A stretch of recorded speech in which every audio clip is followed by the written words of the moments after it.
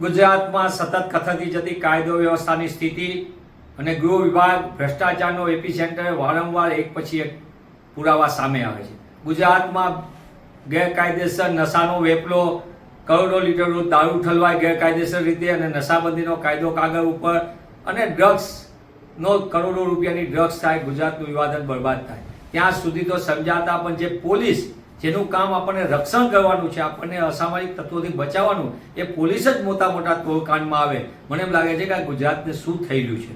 ગુજરાતમાં જે રીતે વસ્ત્રાલની અંદર પોલીસનો તોડકાંડ સામે આવ્યો, બીજી બાજુ ચાંદખેડામાં પોલીસનો તોડકાંડ આવે, સુરેન્દ્રનગર જિલ્લામાં તોડકાંડ આવે, રાજકોટમાં આવે, વડોદરામાં આવે, નર્મદા જિલ્લામાં આવે, સુરતમાં આવે, અને જે રીતે નાના પોલીસથી લઈને મોટા પોલીસ સુધીના ખેલો ચાલે, પણ તેમ છતાંય સબ સલામતનો દાવો ગુજરાતની ભાજપ સરકાર કરી રહી છે. તેવા સંજોગોમાં આ બંને તોડકાંડ એ ભારતીય જનતા પાર્ટીની સરકારના ગૃહ વિભાગની સીધી નિષ્ફળતા છે. જે પોલીસે રક્ષક તરીકે બદલે એ અસામાજિક તત્વોને કાબૂમાં રાખવાને બદલે સામાન્ય જનતાને પરેશાનીમાં કરે, સામાન્ય માણસના નાના ગુનામાં પણ એની આગળ વસૂલાત થાય. મને એવું લાગે આ વસૂલી ગેંગ જેવું કામ કેમ પોલીસ કરી રહી છે. આવા થોડાક પોલીસવાળાને કારણે આપણે એમ કહીએ કે પોલીસ તંત્ર બદનામ થાય નહીં. આ પોલીસ તંત્રને લાંબા સમયથી લાગુ પડેલો રોગ છે.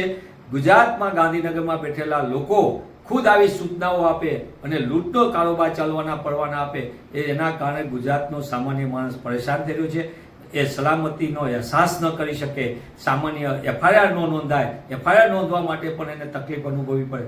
એ મને લાગે છે કે આ ગુજરાત માટે ચિંતા. ત્યારે હું આપના માધ્યમથી માંગ કરું છું કે ગુજરાતના મુખ્યમંત્રી શ્રી, આપ કેબિનેટ તરીકે ગૃહ વિભાગ સંભાળો છો, આપની સીધી જવાબદારી બને આપ મૃદુ અને મક્કમની તો બહુ જાહેરાત કરો.